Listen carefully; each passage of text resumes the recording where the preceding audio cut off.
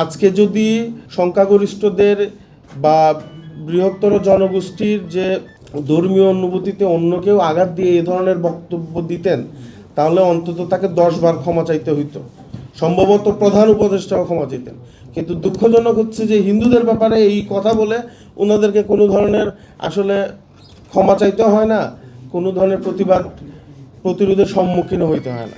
আমরা অতীতেও বলছি বা দেখছি যে 2021 সালে যখন এখানে হামলা হইল, টানা কয়েকদিন হামলা হইল, এমন না যে এটা হঠাৎ করে হামলা হয়ে গেছে এবং ওই দিনই শেষ। টানা কয়েকদিন হামলা হয়েছে, বাংলাদেশের বিভিন্ন জায়গায় মন্দিরে মন্দিরে হামলা হয়েছে।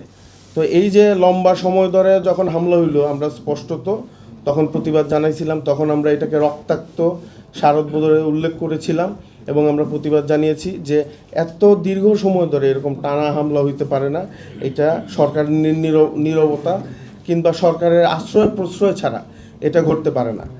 তো 2021 সালের পরে 2022 সালে আপনারা আবার দেখবেন যে এই ঘটনাটা ঘটে নাই। তো এটা তো সারা পৃথিবীতে নজির আছে, আর ভারতবর্ষে তো খুব ভালোভাবে আছেই। ধরেন ভারতেও যখন সাম্প্রদায়িক হামলা হয়, অন্য রাজ্যগুলোতে যখন হয় না, এই যে জ্যোতি বসু স্পষ্টত বলেছিলেন যে ওনাকে যখন বলা হয়েছিল যে আপনার এখানে সাম্প্রদায়িক দাঙ্গা বা হামলা নাই কেন, স্পষ্ট বলেছিলেন যদি আসলে ক্ষমতাসীনরা না চায় তাহলে আসলে হামলা বা এরকম সাম্প্রদায়িক দাঙ্গা হয় না। আমরা দেখেছি আমাদের পার্শ্ববর্তী দেশ, তারা ওইখানের বর্তমান ক্ষমতাসীন যারা আছেন, তারা এই যে সাম্প্রদায়িকতাকে কেন্দ্র করেই আসলে এটাই তাদের পুঁজি, ওইটাকে কেন্দ্র করেই তারা রাজনীতি করেন। এখানেও আমরা এই বিষয়টা দেখতে পাচ্ছি। তো আমরা স্পষ্টত বলতে চাই, যখন অনেক সময় মানে ভারতের ব্যাপার বাংলাদেশে টেনে আনা হয়, আমাদের কথা হচ্ছে ভারতের রাজনীতি, ভারতের সরকার এটা সম্পূর্ণ আলাদা।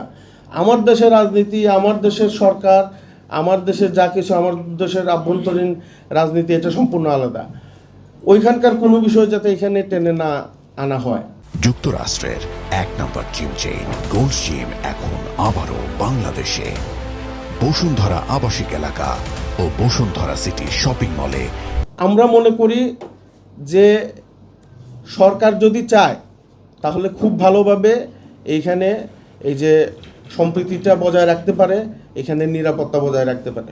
হামলার পরে আসলে আমরা কিছু মানুষকে বলি যে ওরা দুষ্কৃতিকারী।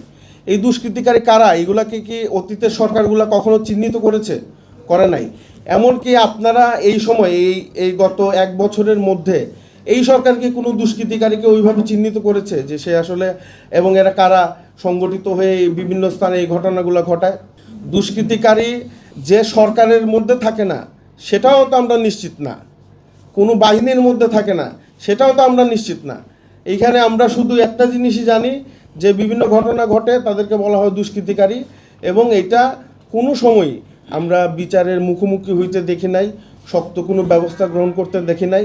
এবং এখনও যে খুব ভালো অবস্থায় আছে, যে ভবিষ্যতে আমরা খুব ভালোভাবে একটা, অনেক কথাই বলা হয় যে একটা ইনক্লুসিভ বাংলাদেশ গড়া, সবাইরে নিয়ে বাংলাদেশ ধর্ম বর্ণ নির্বিশেষে আমরা অনেক কথাই বলি, কিন্তু সেটার জন্য যে একটা ইন্ডিকেটর স্থাপন করবেন, যে একটা লক্ষণ যে আমার দেশের, আমার বাংলাদেশটা ভালো দিকে ধাবিত হচ্ছে, সেটার কোনো লক্ষণ বা আলামত দেখতে আমরা পাচ্ছি না। এই গণ অভ্যুত্থান পরবর্তী বাংলাদেশ, সব মানুষের বাংলাদেশ, শহীদদের আত্মদানের মধ্য দিয়া যে বাংলাদেশকে আমরা পেয়েছি, সেই বাংলাদেশের মানুষের কথাগুলো শুনেন।